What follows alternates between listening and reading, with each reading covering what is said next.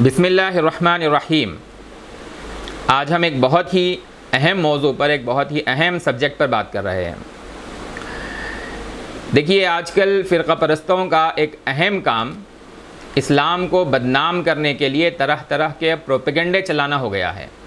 ये उनका एक मुस्तकिल मिशन बन गया है कि इस्लाम और मुसलमानों को बदनाम करने के लिए प्रोपेगेंडे चलाओ।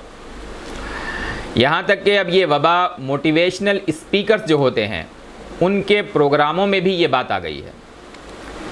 संदीप माहेश्वरी एक मशहूर मोटिवेशनल स्पीकर है। नौजवानों में इस शख्स के प्रोग्राम होते हैं और काफ़ी मकबूल भी है। हाल ही में एक प्रोग्राम में इस शख्स ने एक दूसरे शख्स के ऑडियंस में से जो सवालात होते हैं, ऐसे ही एक शख्स के सवाल के जवाब में इस स्पीकर ने कहा कि देखिए, इस बात पर गौर कीजिए कि इस दुनिया में कौन लोग प्रॉब्लम क्रिएटर हैं।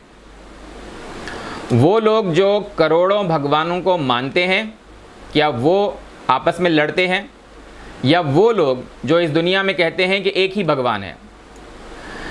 ये कहकर संदीप ने करोड़ों देवी देवताओं को भगवान मानने की जो लॉजिक है उस पर बात की। ये जो लॉजिक उसने बयान की है उसकी हकीकत पर हम बाद में बात करेंगे। पहली बात तो ये है कि संदीप ने ये प्रॉब्लम क्रिएटर कौन है वाली जो बात की है, पहले उसको देखिए। संदीप को मालूम होना चाहिए कि असल प्रॉब्लम क्रिएटर ख़ुद ये भाषा है जिसका वो या उन जैसे लोग जो है वो प्रयोग करते हैं, जिससे दूसरे जो समुदाय के लोग हैं उनके जज्बात को ठेस पहुंचती है। ये मोटिवेशनल स्पीकर्स जो होते हैं उनका काम क्या है?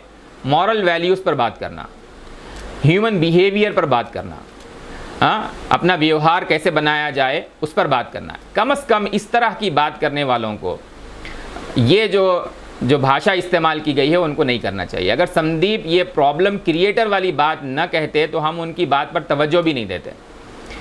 इस बात पर भी तवज्जो नहीं देते कि वो हिंदू फ़िलासफ़ी के नाम पर जो बातें फैला रहे हैं, उन बातों का असल हिंदू फ़िलासफ़ी से कोई ताल्लुक़ ही नहीं है।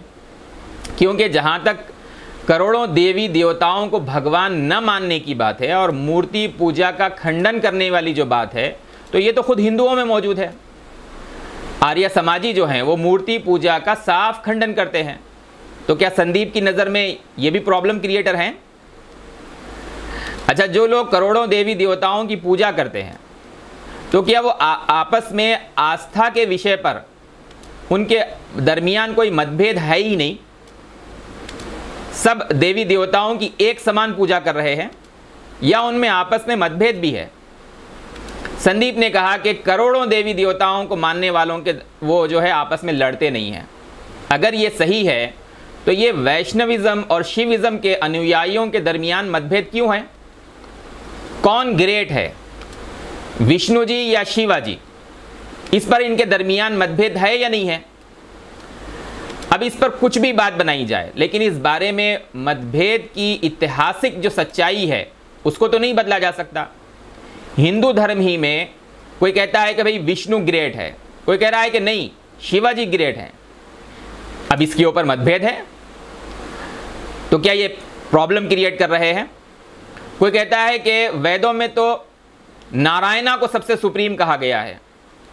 आप देखिए, आचार्य रामानुज जी वो विष्णु भक्त हैं, वो तो साफ कहते हैं कि जो है मैं शिवाजी की जो है वो तारीफ़ नहीं करता। तो मतभेद तो वहाँ भी मौजूद है। इसलिए ये कहना उचित नहीं है कि सिर्फ एक भगवान को मानने पर इसरार करने वाले जो है वो आपस में लड़ रहे हैं। खैर, ये मतभेद हो या नहीं हो, सिर्फ एक ईश्वर हमारा भगवान है। इसकी हकीकत क्या है इसको समझना चाहिए। हम इसको पहले जिक्र कर रहे हैं। और करोड़ों देवी देवताओं को के भगवान होने की संदीप ने जो लॉजिक बयान की है, इस्लाम के अलावा वैदिक संस्कृति में और उपनिषदों से उस लॉजिक की तायीद होती है या नहीं, इसको हम बाद में जिक्र करेंगे।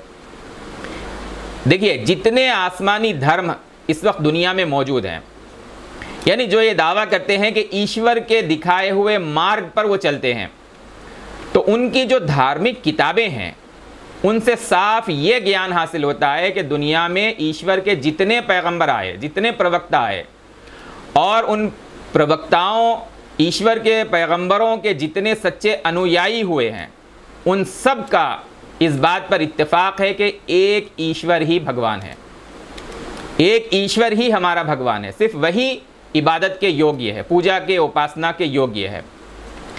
ईश्वर ने जो अपने प्रवक्ताओं को भेजा और ईश्वर के प्रवक्ताओं ने करोड़ों देवियों और देवताओं की उपासना की बात कभी नहीं की। ईश्वर के सिवा दूसरे भगवान, देवी और देवता इंसान ने अपनी अज्ञानता से बनाए हैं। न ईश्वर ने न उसके पैगंबरों ने, किसी ने करोड़ों देवी देवताओं को भगवान बनाने और उनकी उपासना की तालीम नहीं दी। ये बात पैगंबर मोहम्मद सल्लल्लाहु अलैहि वसल्लम ने कुरान मजीद ने कही है, तो तौरात और इंजील में भी यही कहा गया है। और वेदों की तालीम और वेदों की शिक्षा, वैदिक संस्कृति के जो गहराई है उसमें जाएंगे तो वहाँ भी यही बात है। जितने ईश्वर के पैगंबर आए हैं, जैसे कुरान जिनको जिक्र करता है, हज़रत नूह हैं, हज़रत हूद हैं, हज़रत सालेह हैं, हज़रत इब्राहीम हैं, हज़रत लूत हैं, हज़रत इस्माईल हैं, हज़रत इसहाक़ हैं, हज़रत याकूब हैं, हज़रत यूसुफ़ हैं, हज़रत शुआइब हैं, हज़रत मूसा हैं, हज़रत ईसा हैं। कुरान इन सब को जिक्र करता है। अच्छा, और अलग अलग ज़मानों में दुनिया के अन्य क्षेत्रों में ईश्वर के अन्य जो पैगंबर आए हैं, सब ने इंसानियत को इसी बात की तालीम दी है कि तुम्हारा और हमारा, यानी आम इंसानों का और प्रवक्ताओं और पैगंबरों का रब जो है वो एक ही है, वही हमारा भगवान है, बस उसी की इबादत करो। तो क्या ये सारे पैगंबर प्रॉब्लम क्रिएटर हैं? दुनिया में जितने धर्म हैं उनकी असल की तरफ लौटिए, जो उनकी मूल शिक्षा है, वहाँ यही पता चलेगा कि वहाँ जो है यही तौहीद की तालीम है, एक ईश्वरवाद की तालीम है। उपनिषद की तालीम देखिए आप, ईशा उपनिषद, ईशावास्य उपनिषद, जो ईश्वर के गुणों को बयान करता है, ईश्वर के गुणों का वर्णन करता है और जो अधर्म को त्यागने का उपदेश देता है। ईशावास्य उपनिषद, वहाँ साफ ये बात मौजूद है कि जो असंभूति की उपासना करते हैं, यानी प्राकृतिक वास्तुओं की उपासना करते हैं, वो अंधकार में भटक रहे हैं। सूर्य की, चंद्रमा की, जल, वायु, अग्नि, इन सब की उपासना करने वाला अंधकार में भटक रहा है। कहाँ ये बात? ईशा उपनिषद। और जो संभूति की उपासना करते हैं, यानी अपने ही हाथों से बनाए हुए बुतों को पूज रहे हैं, वो और अधिक अंधकार के जो है वो गड्ढे में गिरे हुए हैं। ये ईशा उपनिषद के मंत्र 12 की शिक्षा है। ये फिर समझ लीजिए कि उपनिषद, इस उपनिषद में जो है ईश्वर के गुणों का वर्णन है, यानी अल्लाह की सिफात, और अधर्म जो है उसको त्यागने का उपदेश दिया गया है कि जो है धर्म को छोड़कर जो है वो ज़िंदगी मत गुजारो। खुदा की सिफात क्या है उसको इसमें बयान किया गया। इस शिक्षा पर गौर कीजिए, जिसमें ये कहा जा रहा है कि संभूति और असंभूति दोनों की उपासना अंधकार में भटकना है। बताइए, इसमें करोड़ों देवी देवताओं की उपासना और उनको भगवान बनाना, इसकी कोई जगह है? कोई जगह नहीं है। तो क्या ये भी प्रॉब्लम क्रिएटर है? वैदिक संस्कृति में जो दूसरे रेफरेंसेस हैं, उसमें जो इस सत्य को, इस हक को बयान किया गया है, हम आगे इस पर बात करेंगे। इसको बहुत ही जो है साफ अंदाज से समझने की ज़रूरत। आज जो है उपनिषदों की और वैदिक संस्कृति की जो शिक्षा है उसको बदलने की कोशिश की जा रही है, लोगों से छुपाया जाता है, भांत भांत के तरीके से इस साफ और सरल शिक्षा को तोड़ा और मरोड़ा जाता है, जबकि इसमें साफ है कि देवी देवताओं की नहीं, सिर्फ एक ईश्वर जो है उसकी पूजा करो, बस वही तुम्हारा भगवान है, उसी की उपासना करो। इससे साफ जो है ये बात समझ में आ जाती है कि इंसानों में संभूति और असंभूति की जो उपासना है, वो करोड़ों देवी देवताओं को भगवान मानने की जो बात है, ये ज्ञान से नहीं बल्कि ये बात अज्ञानता से आई है। अच्छा, कुरान में ये हकीकत ही बतलाई गई है कि ईश्वर ने तो जो है वो सत्य का मार्ग हर दौर में लोगों को दिखाया, लेकिन इंसानों ने क्या किया? उसको बाज़ लोगों ने अपनी इच्छाओं के अनुसार अपने जो है लाभ के लिए, मफाद के लिए, उसको लोगों ने क्या कर दिया, इस सत्य को बदल दिया। तो ईश्वर ने अपने दूसरे पैगंबरों को इस सच्चाई की तालीम के साथ भेजा। ज्ञान तो यही कहता है कि करोड़ों देवी देवता नहीं, बल्कि सिर्फ एक ईश्वर भगवान है, और यही मोहम्मद सल्लल्लाहु अलैहि वसल्लम ने कहा है, इस्लाम ने कहा है कि ईश्वर का परिचय जो है उसकी महिमा के अनुसार होना चाहिए। वो परिचय जो खुद ईश्वर ने अपने प्रवक्ताओं और पैगंबरों के माध्यम से हमें दिया है। ईश्वर के गुणों का वर्णन हम अपनी इच्छाओं के अनुसार नहीं कर सकते। अच्छा, लोगों में एक गलतफहमी और है आजकल कि इस्लाम जो है वो 1400 बरस पहले आया। इस्लाम 1400 बरस पहले नहीं आया, बल्कि जब से इस धरती पर इंसान है तब से इस्लाम है। मोहम्मद सल्लल्लाहु अलैहि वसल्लम ने कहा कि इस्लाम तो आरंभ से है, क्योंकि इस्लाम उस दीन का नाम है, उस धर्म का नाम है जिसको ईश्वर ने आरंभ से अपने पैगंबरों के ज़रिए अपने बंदों के पास भेजा है। सिर्फ मोहम्मद सल्लल्लाहु अलैहि वसल्लम ईश्वर के प्रवक्ता सिर्फ मोहम्मद सल्लल्लाहु अलैहि वसल्लम नहीं है, बल्कि और बहुत सारे, हज़रत नूह, हज़रत इब्राहीम, हज़रत मूसा, हज़रत ईसा वग़ैरह, ये सब इस्लाम के पैगंबर हैं। इसी तरह हर ज़माने में और दुनिया के हर क्षेत्र में, हमारी इस भूमि पर, हमारे मुल्क में भी ईश्वर के जो प्रवक्ता आए वो भी इस्लाम के पैगंबर हैं। और अब हज़रत मोहम्मद सल्लल्लाहु अलैहि वसल्लम इस्लाम के आखिरी पैगंबर हैं, अंतिम प्रवक्ता हैं। उन्होंने इसी सच्चाई की तालीम दी। कौन सी? जो पिछले पैगंबरों ने और ईश्वर की पिछली किताबों ने दी थी कि तुम्हारा और हमारा रब जो है वो एक है, उसी की परस्तिश करो। उस ईश्वर को छोड़कर दूसरे देवी देवताओं को पूजने वाले दरअसल ईश्वर और उसके प्रवक्ताओं की मुखालिफत करने वाले हैं। पता क्या चला? पता ये चला कि एक ईश्वर को भगवान मानना ये ज्ञान के आधार पर है। वो ज्ञान जो हर दौर में खुद ईश्वर और उसके प्रवक्ताओं की तालीम से मिला है। इसीलिए मुसलमानों को हुक्म है कि वो इस सत्य पर जमे रहें। इस पर कोई समझौता नहीं किया जा सकता। कोई समझौता क्यों नहीं किया जा सकता? इसकी फिलॉसफी क्या है? यानी एक तो बात यह है कि भाई ये एक ईश्वर की जो है भेजी हुई तालीम है, ये जो है प्रवक्ताओं की जो है वो तालीम है, लेकिन इसके पीछे हिकमत क्या है, फ़लसफ़ा क्या है, विज़डम क्या है, लॉजिक क्या है इसकी? ऐसा क्यों है कि उसके सिवा दूसरों को पूजना जो है वो अंधकार में भटकना है? इसको अच्छी तरह समझिए आप, इसकी फ़िलॉसफी को। हमें ज़िंदगी एक ईश्वर ने दी है, उसी ने हमको पैदा किया है, वही हमें पाल रहा है। उसके अलावा जो कुछ है सब उस एक ईश्वर की मखलूक है, रचना है। और उसके अलावा जो कुछ है किसी के हाथ में कुछ नहीं है। हम पर सिर्फ उस एक ईश्वर की रहमत और कृपा है। हमें हर चीज़ उसी से मिलती है, बस वही हर नफ़ा और नुकसान का मालिक है। हमें उसके अलावा किसी की आवश्यकता नहीं है, इसलिए बस वही हमारा भगवान है, वही हमारी पूजा और उपासना का योग्य है। उसके सिवा आसमानों और ज़मीन और उनके दरमियान जो कुछ है वो ईश्वर की रचना है, भगवान नहीं है। आसमानों और ज़मीन में सिर्फ उसी की बादशाहत है। उसको छोड़कर अज्ञानता से दूसरों को देवी देवता बनाना ये सत्य का नहीं, असत्य का रास्ता है, अत्याचार है, जुल्म है, घोर पाप है। देता वो है, जाकर किसी और के सामने हाथ फैलाएं। दाता वो है, किसी और को सजदा करें।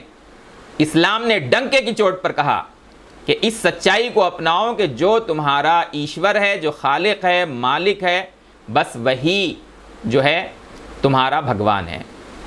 और अनेक ईश्वरवाद के जुल्म और पाप से बचो। अनेक ईश्वरवाद का मार्ग महिमावान सिंहासन के स्वामी ने नहीं दिखाया, बल्कि ऐसा करना सच्चे ईश्वर की नाशुक्री और अवज्ञा का जो है वो मार्ग है। ये इस्लाम की हिकमत और इस्लाम का फ़लसफ़ा है, जिसमें इंसान को अपने सच्चे भगवान, एक ईश्वर की अज़मत, उसकी बड़ाई सिखाई गई है। उससे बंदों को जोड़ने की तालीम दी गई है। इस सत्य को छोड़कर लोगों को खुश करने के लिए दुनिया में जो अन्य मान्यताएं हैं उनके साथ समझौता नहीं किया जा सकता। ये एक बहुत बुनियादी बात है जिसको समझने की ज़रूरत है कि एक ईश्वर ही हमारा भगवान है, इस पर इसरार क्यों किया जाए। अब आइए दूसरी बात की तरफ। पहली बात जो संदीप ने कही थी कि प्रॉब्लम क्रिएटर कौन है, इसका जो ज्ञान वो दे रहे थे उसकी हकीकत को हमने अभी जिक्र किया। इसके बाद संदीप ने करोड़ों भगवानों की फिलॉसफी को सच बतलाने के लिए एक और बात कही कि भाई करोड़ों भगवान, करोड़ों देवी देवता भगवान क्यों हैं, इसकी फिलॉसफी और इसकी लॉजिक क्या है। संदीप ने कहा कि देखो मिट्टी, पहाड़, सूर्य, चांद, इस फिलॉसफी में सबकी पूजा हो रही है। करोड़ों देवी देवताओं की को भगवान मानने में सबकी पूजा हो रही है। किसकी पूजा नहीं हो रही है? धरती है, आकाश है, जल है, वायु है, सबकी पूजा हो रही है। क्यों? इसलिए कि संदीप ने कहा हिंदू धर्म कहता है कि सब में भगवान है। संदीप कहते हैं कि इससे बढ़िया फिलॉसफी, इससे अच्छी फिलॉसफी हो ही नहीं सकती। कहा कि आप भी भगवान हो, इसलिए आपको भी नमस्कार करते हैं। यह है हिंदू फिलॉसफी, यानी सब में भगवान है इसलिए सबकी पूजा की जाए, इसलिए करोड़ों देवी देवता हैं। सवाल यह है कि क्या यह वाकई हिंदू फिलॉसफी है, ये अच्छी है या नहीं है, हम ये बाद में बात करेंगे, अभी बात करेंगे। लेकिन क्या ये वाकई हिंदू फिलॉसफी है क्या, या ये भी एक गलत मान्यता है कि ये हिंदू फिलॉसफी है। बहुत आजकल इसको कहा जाता है, हिंदू फिलॉसफी के नाम पर ये खुद जो है अपनी असल फिलॉसफी से जाहिल रहकर जो है इस बात को फैला रहे हैं। हमने अभी ईशावास्य उपनिषद, ईशा उपनिषद के मंत्र 12 के हवाले से बतलाया कि हिंदू फिलॉसफी तो ये है कि असंभूति की उपासना अंधकार में भटकना है। क्या मतलब? सूर्य, चंद्रमा, धरती, आकाश, जल, वायु, अग्नि, ये हैं असंभूति, प्राकृतिक वास्तुएं, इनकी उपासना करना ईशा उपनिषद कहता है कि ये अंधकार में भटकना है। अच्छा, इसके सिवा संभूति यानी अपने हाथ से बनाए हुए जो बुत हैं उनकी जो है उपासना करना, ये अधिक अंधकार में भटकना है। मूर्तियों की पूजा करना जो है, इसीलिए इसको आर्य समाजी उसका खंडन करते हैं। तो फिर इसको हिंदू फिलॉसफी कहना, आप देखेंगे कि जो है जो हिंदू फिलॉसफी के अंदर, हिंदुओं के अंदर जो मूर्ति पूजा का खंडन करने वाले हैं वो मौजूद हैं। तो क्या संदीप जो हैं उनको भी प्रॉब्लम क्रिएटर मानते हैं? क्या उनको जो है हिंदू फिलॉसफी पे नहीं मानते? तो इससे आपको पता चल गया होगा कि ये हिंदू फिलॉसफी है या नहीं है, या कम से कम ये विषय हिंदुओं में भी विवादित है। वेदों की जो गहरी जानकारी रखने वाले हैं वो ये बात मानते हैं कि एक ईश्वर ही जो है वो भगवान है, बस वही उपासना के योग्य है। उस ईश्वर के अलावा कोई प्रतिमा, कोई देवी, कोई देवता वो उपासना के योग्य नहीं है। इसलिए करोड़ों देवी देवताओं को भगवान मानने वाली जो बात है उसको हिंदू फिलॉसफी कहना, सिर्फ उसको हिंदू फिलॉसफी के नाम पे जिक्र करना, ये सही नहीं है। अच्छा, ये अच्छी फिलॉसफी है या नहीं है कि सब में भगवान है? भाई मान लो, कितनी अच्छी बात है, इसलिए सबकी पूजा करो। ये सबसे अच्छी फिलॉसफी है। इसकी क्या हकीकत है, आप इस पे भी गौर कीजिए। हिंदू भाई गौर करें इस बात के ऊपर। अगर ये अच्छी फिलॉसफी है, अगर इसको मान लिया जाए, तो हमारे पास जो सारा मॉरल वैल्यू का जो सिस्टम है, अखलाकियात का, वो सारा का सारा जो है वो दरहम बरहम हो जाएगा। इसलिए कि सब में अगर भगवान है तो सिर्फ राम जी ही क्यों, रावण की भी पूजा करो। इस मान्यता से कि सब में भगवान है तो रावण नहीं भगवान है, क्योंकि आप ही कह रहे हैं कि सब में सब जो है भगवान का अंश है। तो रावण से क्यों नफरत करते हैं, रावण को क्यों जलाते हैं? उसमें ही भगवान मानो, उसको भी पूजो। अगर प्रकृति और उसमें जितने लोग हैं, वास्तुएं और इंसान, सब ईश्वर का अंश हैं, तो फिर सिर्फ कृष्ण जी की क्यों जो है वो पूजा की जाए? वो द्रौपदी का चीरहरण करने वाले दुर्योधन को भी जो है भगवान क्यों नहीं मानते? भाई इस मान्यता से कि सब में भगवान है तो फिर उसमें ही भगवान है, तो फिर उससे नफरत क्यों? उसको भी पूजो। अगर ये फिलॉसफी सबसे अच्छी है तो फिर अच्छाई और बुराई का तस्वुर ही मिट जाएगा। सिर्फ नेक लोग नहीं, बल्कि जितने पाखंडी हैं, पापी हैं, दुष्ट हैं, अत्याचारी हैं, उन सबको भगवान मान लो। क्योंकि ये फिलॉसफी आप कह रहे हैं कि सब में भगवान है, सबसे अच्छी फिलॉसफी है, तो फिर इन सबको भी, दुष्टों और पापियों को भी पूजो। इस फिलॉसफी से तो कातिल भी भगवान बन जाएगा, डाकू भी भगवान बन जाएगा। हाँ, खुदा की पनाह, तौबा तौबा, औरतों की इज्जत लूटने वाला भी भगवान बन जाएगा, क्योंकि हर एक में भगवान है। तो फिर क्यों नहीं मानते कि कातिल भी भगवान है, डाकू भी भगवान है? अत्याचार का जो तस्वुर है, जुल्म का जो तस्वुर है, कि वही खत्म हो जाएगा। ये कोई अच्छी फिलॉसफी है या नहीं है, गौर कीजिए। अरे ये तो ईश्वर का अपमान है, ये कहना कि हर एक में भगवान है, ये ईश्वर का अपमान करना है। ये अच्छी फिलॉसफी कहां से हो गई है? अच्छी फिलॉसफी क्या है? अच्छी फिलॉसफी ये है कि हम सब ईश्वर की रचना हैं, उसका अंश नहीं है। ईश्वर ने हमको पैदा किया है, वो हमारा रचयिता है, हम ईश्वर का हिस्सा नहीं हैं।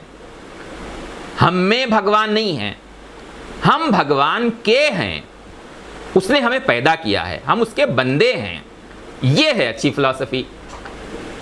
ईश्वर को उसके महान स्थान पर रखो, उसकी बड़ाई, अजमत और किबरियाई के साथ उसको मानो, और मखलूक को, रचना को उसकी उचित स्थान पर रखो, उस पर मानो। क्या? कि वो ईश्वर का बंदा है, गुलाम है। अच्छा, ये भी समझ लीजिए कि जो लोग एक अदीम ईश्वर को उसकी पवित्रता के साथ, उसकी आज़मत के साथ मानने वाले हैं, वो रियल प्रॉब्लम नहीं है, बल्कि रियल प्रॉब्लम जो है वो जहालत है, जो हमको इस तरह की ऊट पटांग बातें जो है वो सिखाती है। फिर हम उसको फ़लसफ़े का भी नाम दे देते हैं, फ़िलॉसफ़ी का भी नाम देते हैं। ईश्वर के जितने प्रवक्ता आए, उन्होंने असल हमारा यही प्रॉब्लम जो है बतलाया है। क्या बतलाया है? कि इंसान जो है वो ईश्वर के परिचय, अल्लाह की पहचान, उसकी बड़ाई, उसका जो सही तस्वुर है, उससे जब दूर हो जाता है तो इस तरह की जहालत की बातें करता है और गुमराही का शिकार हो जाता है। ईश्वर के तमाम प्रवक्ता, तमाम पैगंबर इससे आते रहे हैं ताकि इंसानों को ईश्वर का सच्चा परिचय कराएं। क्या ऊंचा स्थान है ईश्वर का, किन बातों को मानने से हम उसकी आज़मत और बड़ाई करते हैं और किन बातों को मानने से उसका अपमान करते हैं, जिससे हमें बचना चाहिए। वो सही मार्ग हमको ईश्वर के प्रवक्ता दिखाते हैं। और जब इंसान उस ज्ञान से वंचित हो जाता है, भटक जाता है, तो ईश्वर फिर अपने प्रवक्ताओं के माध्यम से जो है, दूसरे प्रवक्ताओं के माध्यम से बाद के दौर के अंदर जो है दोबारा मार्गदर्शन कराता है। और अब इस अंतिम दौर में पैगंबर मोहम्मद सल्लल्लाहु अलैहि वसल्लम ने ईश्वर का वो वास्तविक परिचय कराया जिसको हमें जानने की ज़रूरत है। ये इंसान की सबसे महत्वपूर्ण, सबसे अहम तरीन आवश्यकता है। अगर इंसान इससे वंचित रह जाए तो फिर ये बड़ी तबाही की बात है। ये इस्लाम कहता है।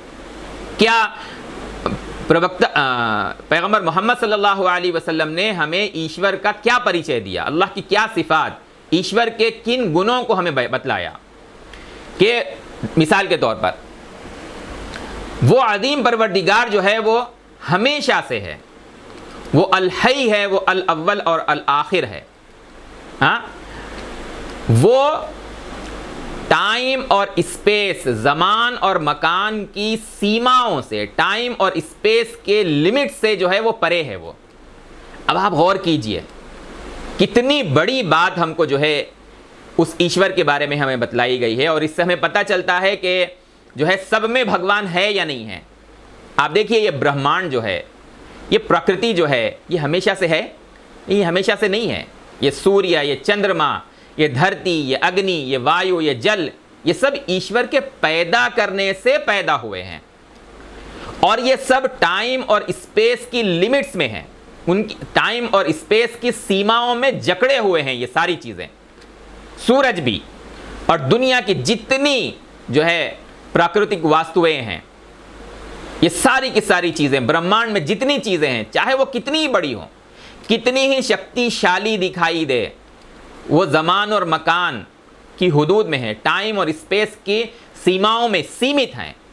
तो जो सीमित है, जो पहले नहीं था, वो ईश्वर कैसे हो सकता है?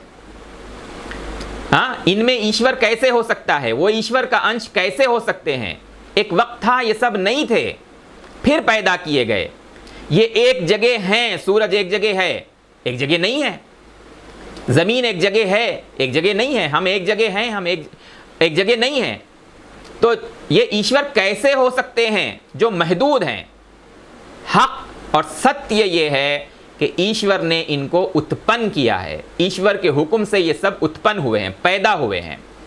खुद इनको ईश्वर कहना ये ईश्वर का अपमान करना है कि ईश्वर जो है वो सीमित है, सीमाओं में जकड़ा हुआ है। नबी सल्लल्लाहु अलैहि वसल्लम ने, पैगंबर मोहम्मद सल्लल्लाहु अलैहि वसल्लम ने ईश्वर का परिचय कराते हुए कहा, अभी मैंने कहा अल हई है, अल अव्वल और अल आखिर है, वो अल क़य्यूम है, वो सबका पालनहार है, वो सबको थामे हुए है। हम सबको उसकी आवश्यकता है, उसको किसी की आवश्यकता नहीं है। अब आप इस प्रकृति को देखिए, हम सब जो हैं उसकी तवज्जो के हम सब मोहताज हैं। उसकी तवज्जो है, उसका हुक्म है, तो ये पूरे ब्रह्मांड की व्यवस्था चल रही है। ये सब उसके मोहताज होते हुए कहें कि हम उसका अंश हैं, हम में भगवान है, कितनी बड़ी जुर्रत की बात है। ये अच्छी फिलॉसफी नहीं, बल्कि ये ईश्वर के बारे में अपमानजनक बात करना है। हम उसका अंश नहीं हैं, हम उसके फ़कीर हैं, उसके बंदे हैं, उसके भक्त हैं। अच्छा, अल हई अल क़य्यूम वो सर्वशक्तिमान है, वो अल्लाह, वो ईश्वर सर्वशक्तिमान है। अल क़दीर है, अल मुक़्तदिर है, अल अज़ीज़ है, प्रभुत्वशाली है। उस ईश्वर से हटकर इस प्रकृति की किसी चीज़ को या किसी व्यक्ति को सर्वशक्तिमान, प्रभुत्वशाली नहीं कह सकते, है ही नहीं। यहां बादशाहत और सॉवरेंटी जो है सिर्फ उसी एक ईश्वर की है। उसी एक ईश्वर को जो है यहां बादशाहत हासिल है। उसके अलावा हर चीज उस ईश्वर की गुलाम है, सब उसके आगे झुके हुए हैं। हम भी और ब्रह्मांड की हर चीज, सब उस ईश्वर के सब पर, हम सब पर, इस ब्रह्मांड में मौजूद हर चीज पर उस ईश्वर के भक्त और गुलाम होने की छाप पड़ी हुई है। जो मखलूक जितनी बड़ी है, आप उस पर गौर कीजिए, विचार कीजिए, जो मखलूक जितनी बड़ी है उतनी ही बड़ी गुलामी की छाप उसके ऊपर पड़ी हुई है। हमारी ये जो धरती है, इसको सूर्य से ऊर्जा और शक्ति मिलती है, लेकिन सूर्य की वो जो शक्ति है उसकी अपनी नहीं है। एक वक्त था वो नहीं था, और एक वक्त है कि वो ख़त्म हो जाएगा। उसके अंदर जो शक्ति है वो ईश्वर का प्रदान है। सूर्य अपनी मर्जी से कुछ नहीं कर सकता। सूर्य ईश्वर की जानिब से एक विचित्र व्यवस्था में बंधा हुआ है, जकड़ा हुआ है। जो भी शख्स जिसके पास जो है विवेक मौजूद है, अक्ल मौजूद है, सूर्य उदय और सूर्यास्त में गौर करेगा, वो समझ सकता है कि वो देवता नहीं बल्कि ईश्वर की मखलूक और जो है रचना है। सूर्य खुद से जो है खुद के तुलू होने और गुरूब होने को रोक तक नहीं सकता। वो ईश्वर जो सर्वशक्तिमान है, वो सूर्य उस ईश्वर की आज्ञा के पालन में करोड़ों साल से जो है वो जकड़ा हुआ है। इसलिए उस सूर्य को नहीं बल्कि उसके उत्पन्नकर्ता को जो है वो सजदा करना है। ऐसे ही इस ब्रह्मांड की, प्रकृति की हर चीज का हाल है। सब उस ईश्वर सर्वशक्तिमान के आगे झुके हुए हैं। इसलिए यह कहना कि सब उस ईश्वर का अंश हैं, तो फिर झुके हुए किसके पास है? एक अहमकाना ख्याल है। पूरा ब्रह्मांड और प्रकृति जो है वो ईश्वर की रचना है, ईश्वर के आगे आजिज है, ईश्वर के गुलाम है, ईश्वर का अंश नहीं है। वो सर्वशक्तिमान है, एक और जो है पैगंबर मोहम्मद सल्लल्लाहु अलैहि वसल्लम ने उस ईश्वर का परिचय कराते हुए हमें ज्ञान दिया कि वो सर्वज्ञ है, वो ईश्वर आलिमुल गैब है, परोक्ष और प्रत्यक्ष सबको जानने वाला है। अब इस ब्रह्मांड और प्रकृति पर, उसकी चीज़ों पर गौर कीजिए। यहाँ जो है मैटर जो है, अंधा बहरा मैटर, चाहे वो सूरज में हो, चाहे वो धरती में हो, चाहे वो दूसरे जो है प्राकृतिक जो है वो वास्तुएं हैं उनके अंदर हो, हाँ, वो अंधा बहरा है, वो इल्म वाला नहीं है, वो खुद से कोई चीज़ तय नहीं कर रहा, वो ईश्वर है जो सारी चीज़ें तय कर रहा है, वो ईश्वर तत्वदर्शी है। तो ये कहना कि ये ब्रह्मांड और इंसान जो है ईश्वर का अंश है, उस आदीम आलिमुल गैब और सर्वज्ञ ईश्वर का अपमान करना है। जाहिल मादा और महदूद इल्म वाला इंसान उस सर्वज्ञ का अंश कैसे हो सकता है? मादे को कोई इल्म ही नहीं है, इंसान को जितना इल्म है वो सब ईश्वर का दिया हुआ है। तो इंसान इसकी जुर्रत कैसे कर सकता है अपनी जहालत के बावजूद कि वो ईश्वर का अंश होने का दावा करे कि उसमें भगवान है। अगर मनुष्य अपनी सीमा में रहना नहीं सीखेगा तो खुद भुगतेगा। इन सब के साथ वो ईश्वर अत्यंत दयावान है, अत्यंत कृपाशील है, अर्रहमान अर्रहीम है। इंसान जो उस ईश्वर के अंश होने का दावा कर रहा है कि उसमें भगवान है, अगर तुम में भगवान है तो फिर तुम इतने बेरहम और जालिम कैसे हो जो दूसरों को जो है लूट कर, खसोट कर, कुचल कर, दबा कर कैसे रखते हो? दूसरों को छोड़ो, अपने रिश्तेदार, अपने भाई बहनों के ऊपर जुल्म करते हो। तुम में भगवान है। क्या एक जालिम इंसान दावा कर रहा है कि वो ईश्वर का अंश है? इस मूर्खता से इंसान निकले तो उसको ईश्वर के जो है मार्ग का दर्शन मिलेगा। आप देखिए कि पैगंबर मोहम्मद सल्लल्लाहु अलैहि वसल्लम ने ईश्वरीय परिचय में, इस परिचय में जो बातें और जो तथ्य हमको बतलाए हैं वही वैदिक संस्कृति में हमें मिलते हैं, लेकिन उसको लोगों से छुपाया जाता है। कहा जाता है कि ये ब्रह्मांड और आप वो जो है भगवान का अंश हैं, आप में भगवान हैं, इसलिए करोड़ों देवी देवता हैं। हालांकि वैदिक संस्कृति कहती है कि ईश्वर जो है वो निराकार है, जबकि ये ब्रह्मांड आकार में है। तो फिर ये भगवान का अंश कैसे हो गया? वैदिक संस्कृति कहती है कि वो ईश्वर अजन्मा है, जबकि ये ब्रह्मांड ये उत्पन्न हुआ है, मनुष्य जन्म लेता है। तो फिर वो ईश्वर का अंश कैसे हो गया? तुम में भगवान कैसे हो गया? वो अजन्मा है।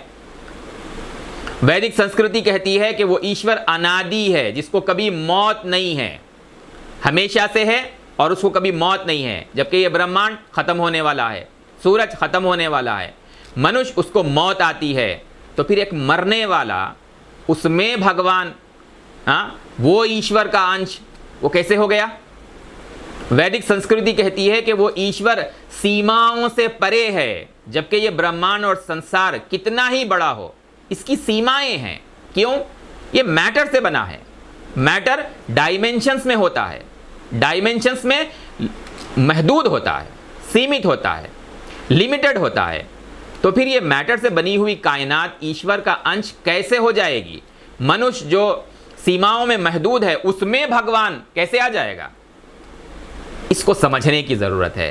पैगंबर मोहम्मद सल्लल्लाहु अलैहि वसल्लम की जो तालीमात हैं, जिसकी बुनियाद पर इस्लाम और मुसलमान कहते हैं कि बस वो एक ईश्वर हमारा भगवान है। इन तालीमात से परवरदिगार के जो है परिचय के लिए जो नाम मैंने अभी गिनाए हैं, उस परवरदिगार के और बहुत से खूबसूरत नाम हैं, उस अल्लाह के, उस एक ईश्वर को, ईश्वर के प्रवक्ताओं की जो शिक्षा है उसके अनुसार मानना, ये है इल्म, ये है अक्ल का निशान, ये है अच्छी फ़िलासफ़ी।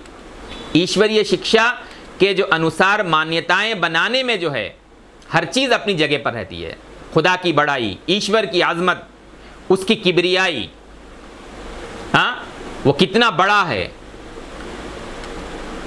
और उसमें हमारी बंदगी, भक्ति हमारी जो है वो सामने आती है। और फिर मखलूक जो है उसकी जो रचना है वो भी अपनी जगह पर रहती है। ईश्वर की आज़मत और मखलूक का अपना मकाम, इंसान हर कंकर पत्थर के सामने सजदा करके जो है वो जलील नहीं होता। ये कहते अच्छी फिलॉसफी है, हर कंकर और हर पत्थर के सामने इंसान जो है वो सजदा कर रहा है, हर चीज़ में खुदा है। ये ईश्वर की नाशुक्री है। ये एक हकीकी खुदा के सामने सजदा करके उसी की शुक्रगुजारी करके उसका आज्ञाकारी भक्त बनना, ये है अच्छी फ़िलासफ़ी। और ये इस्लाम की हिकमत है, इस्लाम का फ़लसफ़ा है। और यही इस्लाम हमेशा से है, जिसको सनातन धर्म कह रहे हैं। इस्लाम हमेशा से है, जितने प्रवक्ता आए सब इस्लाम के प्रवक्ता हैं। पैगम्बर मोहम्मद सल्लल्लाहु अलैहि वसल्लम ने इसकी तालीम दी। इसको मानने के बाद उस अदीम अल्लाह, अदीम ईश्वर की अज़मत साफ़ हो जाती है।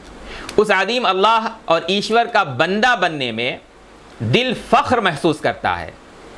ईश्वर हमें सही समझ दे और इस हक़ और सत्य को स्वीकार करने का जो है वो साहस हमें दे।